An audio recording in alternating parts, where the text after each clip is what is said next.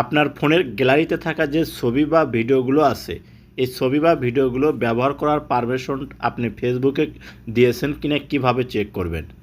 যদি আপনি আপনার গ্যালারিতে থাকা পার্সোনাল ছবি ভিডিওগুলো যদি সবসময় ব্যবহার করার জন্য ফেসবুকে পারমিশন দিয়ে থাকেন, তাহলে কিন্তু যে কোনো সময় আপনি পড়তে পারেন বিপদে।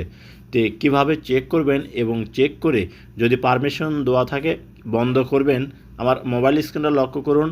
আমি আপনাদেরকে দেখিয়ে দিচ্ছি। ভিডিওটা ভালো লাগলে অবশ্যই সাথে থাকবেন। প্রথমে আপনার ফেসবুক অ্যাপসটা আপনি করবেন কি চাপ দিয়ে ধরে রাখবেন। এরকম শো হবে।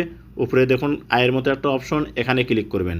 আপনার সামনে এরকম শো হবে, এখান থেকে পারমিশন এখানে একটা ক্লিক করবেন।